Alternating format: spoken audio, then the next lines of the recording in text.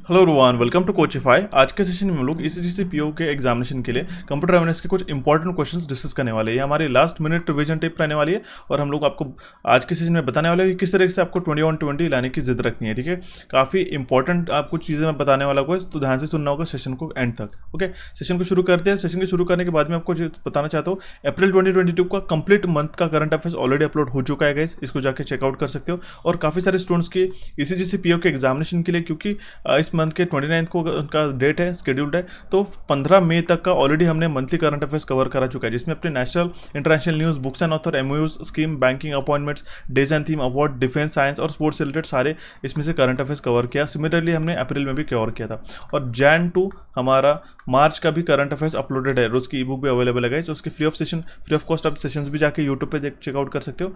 ये चीज़ होगी। एक चीज़ बता दो गाइस, ईसीजीसी पीओ के मेंस के एग्जामिनेशन के लिए top 50 super MCQs, that means Jain से लेके मई तक के जो सारे current affairs, banking, budget, statics से रिलेटेड क्वेश्चन है, इसका भी सेशन अपलोड करके रखा है। काफ़ी सारे स्टूडेंट ने उसको ऑलरेडी देख लिया। आई वुड डेफिनेटली रिकमेंड कि अगर आपने नहीं देखा होगा तो प्लीज़ डू चेकआउट दैट। सारे लिंक्स मैं आपको डिस्क्रिप्शन बॉक्स में प्रोवाइड कर देता हूँ। और उसके बाद एक और इंपॉर्टेंट सेशन है बैंकिंग अवेयरनेस का। ये तो काफ़ी पॉपुलर सेशन हो चुका है कुछ ही चुनिंदा दिनों में। इसमें हमने अभी तक के, आपने देखा होगा पूरा यूट्यूब में, हमने लास्ट 6 मंथ्स के बाइफरकेटेड, ठीक है, बाइफरकेटेड मतलब है अगर आरबीआई की न्यूज़ पढ़ ले तो हम लोग सारे आरबीआई की बैंकिंग न्यूज़ पढ़ लिया, बैंकिंग अवेयरनेस पढ़ लिया, एसबीआई की न्यूज़, सारे एसबीआई की न्यूज़ हम लोग डिवाइड करके रख लिया। इसको जाके चेकआउट करोगे आप 2-3 मिनट में ही समझ में आ जाएगा कि इस सेशन में कितने अच्छी तरीके से हमने आपको प्रोवाइड किया बैंकिंग अवेयरनेस लास्ट 6 मंथ का। काफ़ी इंपॉर्टेंट रहने वाला है आपके ईसीजीसी पीओ के एग्जामिनेशन के लिए और आपके आने वाले हर एक एग्जामिनेशन के लिए। तो definitely check out this.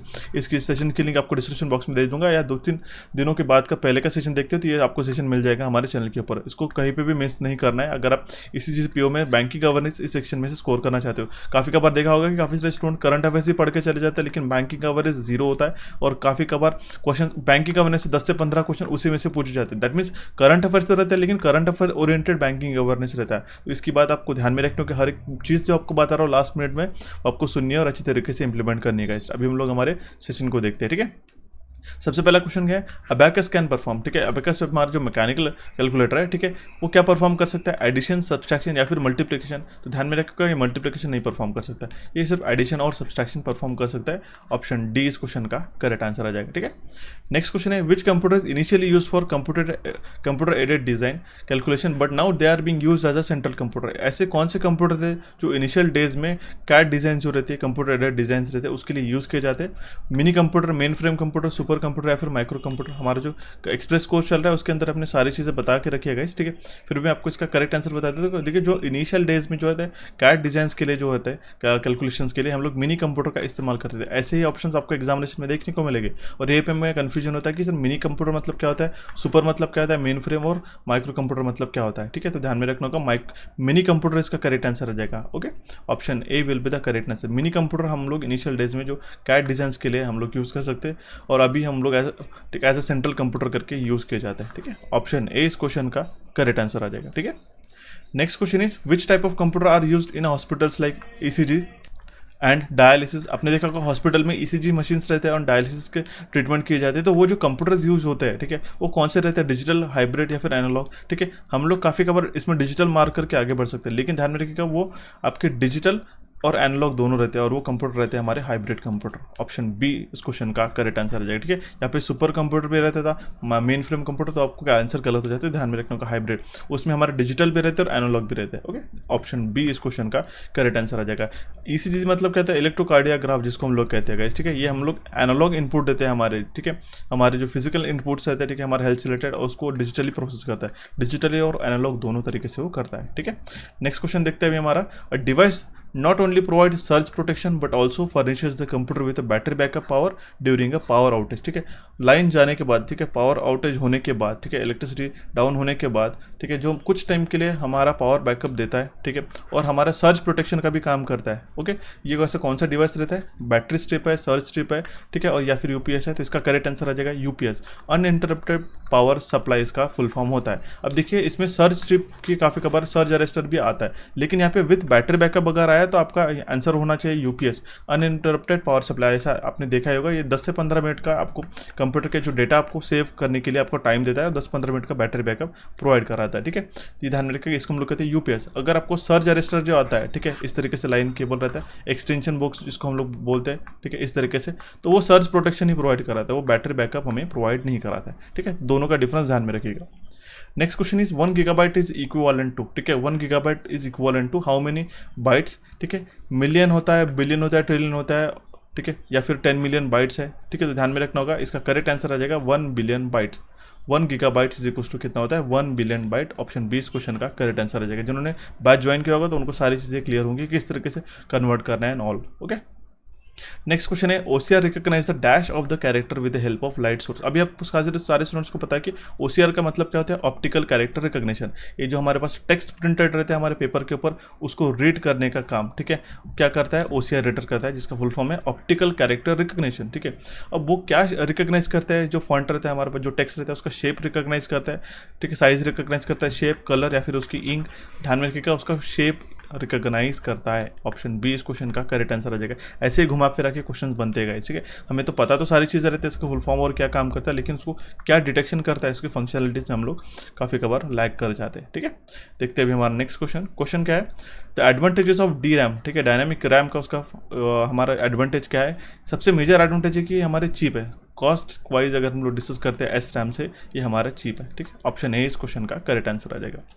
Next question is cache memory acts between. ठीक है, कैशे मेमोरी किसके बीच में रहती है, वेरी इंपॉर्टेंट, और उसी दिन मैंने आपको समझाया था। ठीक है, कैशे मेमोरी रहती है in between CPU and RAM. ठीक है, सीपीयू एंड रैम, ठीक है, सीपीयू एंड रैम के बीच में रहती है हमारी कैशे मेमोरी। उसका साइज कितना रहता है, फ्रॉम 256 KB से लेके 2 MB, और काफ़ी हमारी कॉस्टलियर रहती है कैशे मेमोरी। ठीक है, काफ़ी फास्ट भी रहती है और ये एक्ट करती है in between CPU and RAM, ध्यान में रखना होगा। Okay, option A will be the correct answer in this case.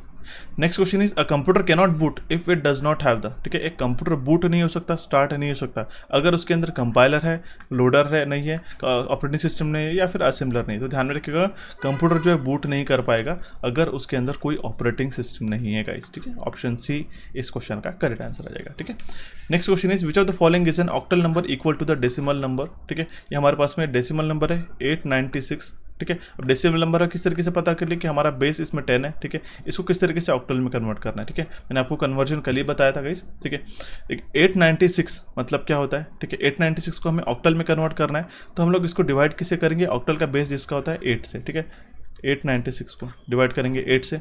ठीक है, डिवाइड करते चलेंगे तो हम लोग 112 112 इंटू 8 विल बी। ठीक है, ये हो जाएगा हमारा 896। यहाँ पे रिमाइंडर कितना है 0, फिर हम लोग उसको 8 से डिवाइड करेंगे 112 को। ठीक है, 14 इंटू 8। ठीक है, ये भी हमारा प्रॉपर हमारा डिवीजन हुआ, कोई भी रिमाइंडर नहीं है। ठीक है, रिमाइंडर हमारा 0 है यहाँ पे। ठीक है, हम लोग इसको 14 को फिर से 8 से डिवाइड करेंगे, हमारे पास 1 इंटू 8। ठीक है, रिमाइंडर कितना है हमारे पास में 6, और इस फिर से हमारे पास में कितना आएगा यहाँ पे 1, और अगर हम उसको फिर से 8 से डिवाइड करते तो डिवाइड नहीं हो पाएगा। ठीक है, जो रिमाइंडर बचेगा हमारे पास में 1। ठीक है, तो इस तरीके से आपको ये लिखना होता है। ठीक है, 1600। अगर इसके आपके कैलकुलेशन करने के बाद अगर हम top to bottom to up ये हमारा अप्रोच रहता है। ठीक है, ये हो गया हमारा 1600 टू द बेस 8, ये हो गया हमारा कन्वर्जन। ऑप्शन डी इस क्वेश्चन का करेक्ट आंसर आ जाएगा। अगर गलती से क्वेश्चन पूछ ले, हालांकि आपको सिर्फ उसके बेस वगैरह ही पूछते, लेकिन अगर कन्वर्जन पूछ ले तो आपको आना चाहिए गाइस। ठीक है, एक चीज़ आपको काफ़ी इंपॉर्टेंट है और मैं आपको बताना चाहता हूँ, काफ़ी सारे स्टूडेंट ने इसको ऑलरेडी ज्वाइन कर लिया है और काफ़ी अच्छी तरीके से वो बेनिफिट ले रहे हैं। एक जो स्टूडेंट एग्जामिनेशन के एंड डेज में, जैसे आपके एग्जामिनेशन कुछ ही दिनों में शेड्यूल है ईसीजीसी के, अगर हम लोग बात करते तो ठीक है, आपको होता क्या है कि आपके काफ़ी सारे सेक्शंस ऑलरेडी कवर रहते हैं। ठीक है, चाहे वो करंट अफेयर्स का हो गया, ठीक है, general awareness that means current affairs का हो गया, आपका क्वांट्स का हो गया, ठीक है, आपका रीजनिंग का हो गया, आपका इंग्लिश का सेक्शन हो गया, और यहाँ पे बात आती है कंप्यूटर की। होता क्या है कि काफ़ी सारे स्टूडेंट्स कंप्यूटर अवेयरनेस को ईजिली समझ लेते हैं और हम लोग 2 से 3 दिन के अंदर हम लोग रिवाइज करके पढ़ लेंगे, ऐसा कंसिडर करते हैं। आपने देखा होगा कोचिफाई के अंदर काफ़ी अच्छे पॉपुलर सेशंस मैंने आपको पढ़ा के रखे गाइस। ठीक है, और काफ़ी अच्छा रिस्पांस भी उसका मिला है। और पिछले साल ही मैंने जो आपको क्वेश्चन पढ़ाए थे 50 क्वेश्चंस, ठीक है, एग्जामिनेशन के कुछ ही दिनों पहले, उसमें से around 15 to 16 question as it is देखने को मिले थे। ठीक है, जस्ट हमारे नॉर्मल रेगुलर सेशंस से। इसी को ध्यान में रखते हुए काफ़ी सारे स्टूडेंट्स की रिक्वेस्ट भी आई थी कि कंप्यूटर का स्पेशल बैच चला जाए, इसलिए हमने इस कंप्यूटर एक्सप्रेस कोर्स को लेके आया गाइस। आपके हर एक एग्जामिनेशन के लिए काम में आने वाला, और उसकी जो कॉस्ट है हमने रखी है 99 रुपीज़। आप काफ़ी सारे स्टूडेंट्स अभी एप्लीकेशन पे जाने के बाद 499 रुपीज़ प्राइस देख के उन्होंने बैकआउट कर दिया। देखिए 499 की जो प्राइस है, ठीक है, वो हमने उसको एक्सटेंड करके जो 99 रुपीज़ रखी है सिर्फ 99 रुपीज़ में 31 मई तक, और उसके आगे भी हम लोग उसको कंटिन्यू करेंगे, उसके आप चिंता मत कीजिएगा। इसके लिए आपको कूपन कोड लगाना रहता है गाइस, ठीक है। कूपन कोड कौन सा था? फ्लैट, ठीक है, फ्लैट 80। फ्लैट 80 अगर आप कूपन कोड लगाते तो आपको 99 रुपीज़ में अभी भी मिल जाता है। इसकी वैलिडिटी मैंने 31 मई तक आपके लिए स्पेशली एक्सटेंड करके रखी है। अब इसमें क्या क्या रहने वाला है आपको ई बुक का तो यहाँ पे दिख रहा है अभी तक के हमने, जैसे 14 मई से 16 मई, 18 मई, 20 मई और कल का जो था हमारा 22 मई तक हमने सारे इंपॉर्टेंट टॉपिक। अब देखिए एक्सप्रेस है, इसका मतलब ये नहीं है, काफ़ी सारे स्टूडेंट इस गलत फहमी में रहते हैं कि उनका जो कंटेंट है हम लोग एंड डेज में रिवाइज कर लेंगे। मैं आज ही रिकमेंड करूंगा कि आज ही इसको ज्वाइन कीजिएगा, क्योंकि 99 rupees is not any cost, ठीक है। 99 रुपीज़ जो है वो काफ़ी नॉमिनल अमाउंट मैंने लेकर के, अगर मेरा आपको पढ़ाना पसंद आ रहा है, इसके पहले भी हमने सेशन प्रोवाइड किया था, मैंने आपको बताया भी था कि जो हमने एग्जाम ओरिएंटेड 50 क्वेश्चन कवर कराए थे, उसमें से 15 to 16 प्रीवियसली क्वेश्चन पूछे गए थे प्रीवियस ईयर्स में। उसी को ध्यान में रखते हमने कुछ और एडवांस और एग्जाम ओरिएंटेड, ना कि हमने बुकिश लैंग्वेज से क्वेश्चन में थे, हर एक लाइन को मैंने कलर मार्क करके रखा था, हर एक पॉइंट टू पॉइंट यहाँ पे मैंने एक्सप्रेस करके रखे, मेंशन करके रखे। इस एक्सप्रेस कोर्स की जो वैलिडिटी 1 ईयर रहने वाले है, सो दैट आपको आने वाले आरआरबी के कोर्स के लिए भी, आरआरबी के एग्जामिनेशन के लिए भी फायदेमंद रहेगा और बाकी एग्जामिनेशन के लिए।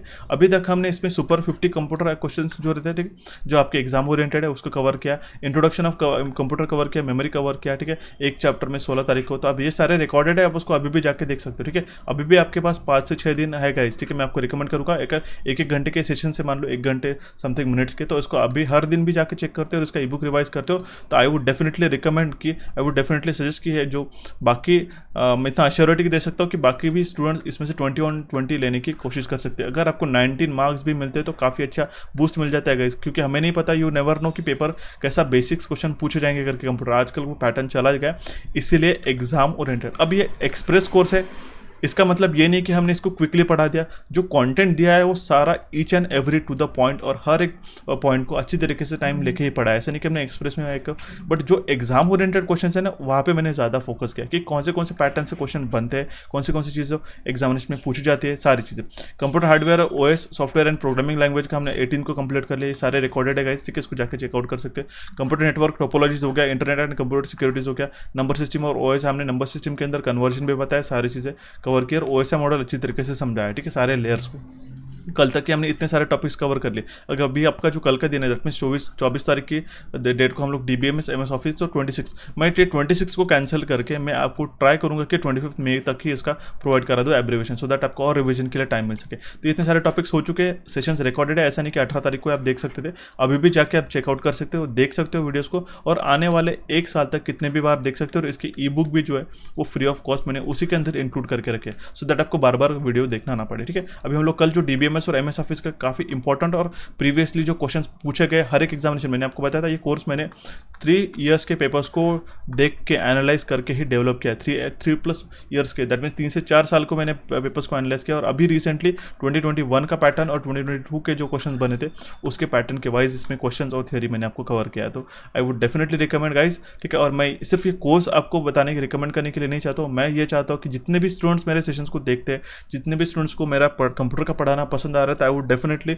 वांट कि मुझे आपका सिलेक्शन चाहिए, और मैं आपको ये एश्योर करूंगा कि 21-20 आप इसमें से ले सको, ठीक है, सो दैट आपका बाकी सेक्शन से आपका कवर अप हो सके। काफ़ी कबार हम लोग एप्टीट्यूड में, रीजनिंग में कुछ क्वेश्चंस के द्वारा 2 से 3 मार्क के लिए सिलेक्शन खो देते, काफ़ी बुरा हमें लगता है गाइस उस टाइम पे कि 2 से 3 मार्क के लिए या फिर मिनिमम 1 मार्क से भी हमारा एक सिलेक्शन छूट जाता है, ठीक है। तो उस चीज़ में आपको ध्यान में रखना होगा कि उसी चीज़ को अवॉइड करने के लिए हमने कंप्यूटर एक्सप्रेस कोर्स लिया है।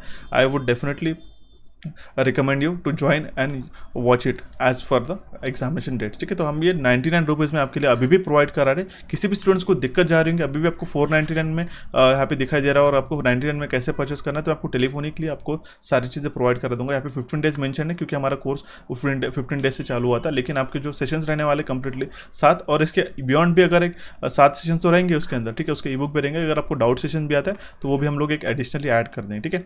इसके फीचर्स में मेंशन कर देते हो, सारे टॉपिक्स मैंने इंक्लूड करके रखे थे, सारे टेबल्स और चार्ट के साथ ऑलरेडी बताया गया, ठीक है। 6 हमारे पास में फुल लेंथ लेक्चर्स है, ठीक है, 6 दैट मीन्स अभी तक के ये जो मेन 6 है, ठीक है। ये तो मैंने एक्स्ट्रा आपको पढ़ा ही दिया था सुपर 50 क्वेश्चंस करके, ठीक है।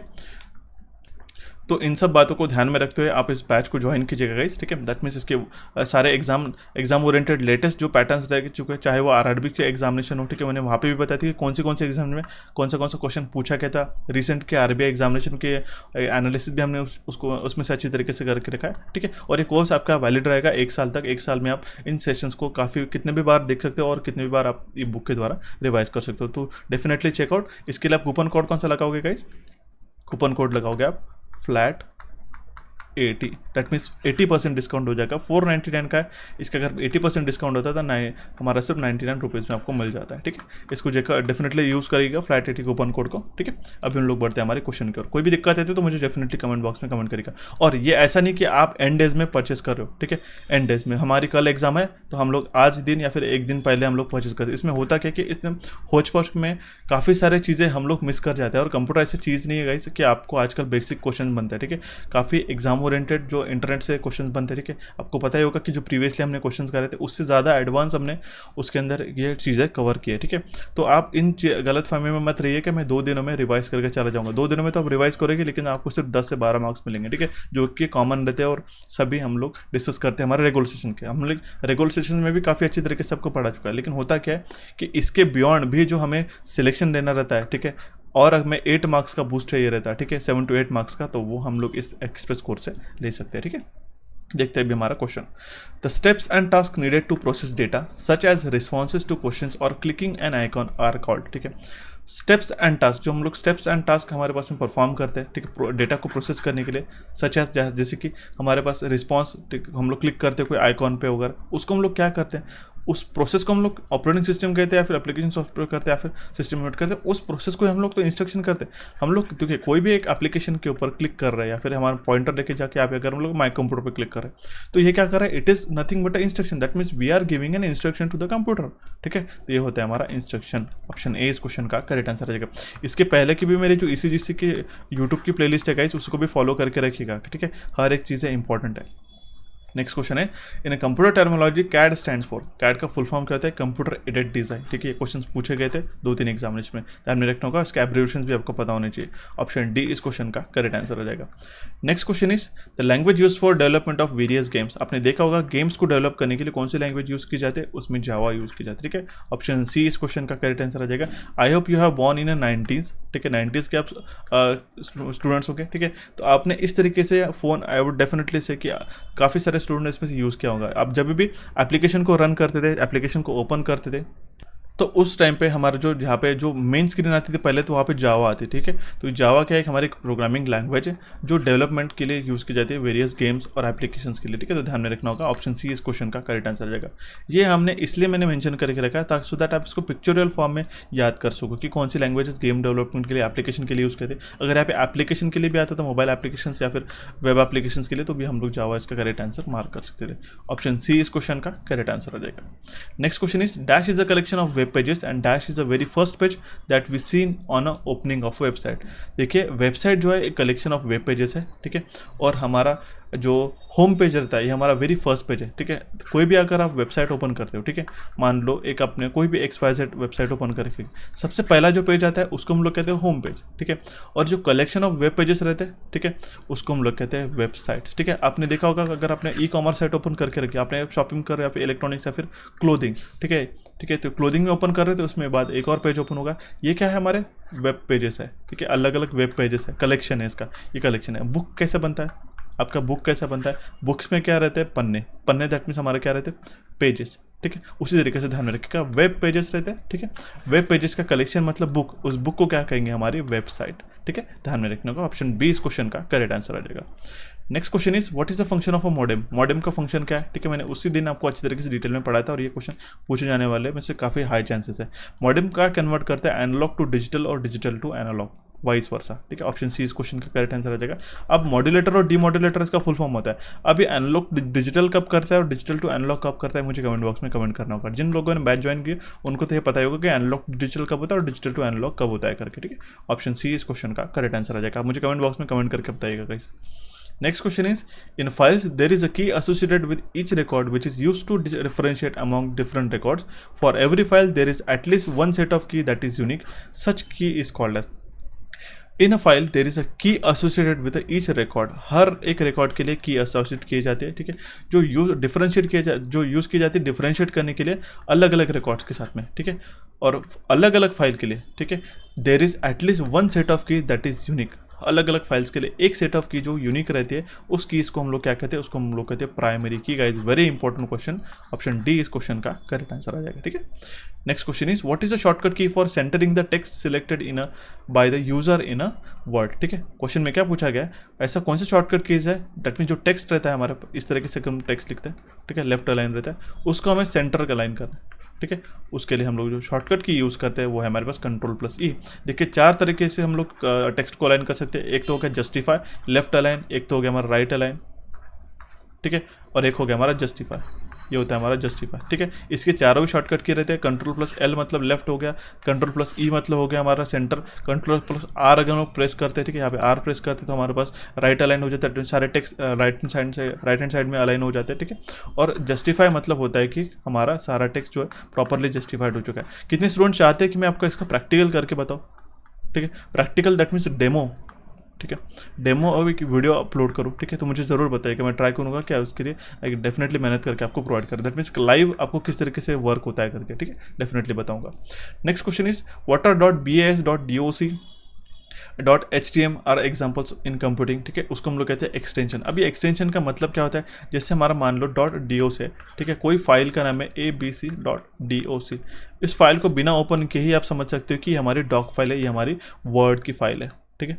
डॉट अगर पीपीटी रहा, ठीक है, तो हम लोग समझ लेंगे कि ये पावर पॉइंट का हमारा एक फाइल है करके, ठीक।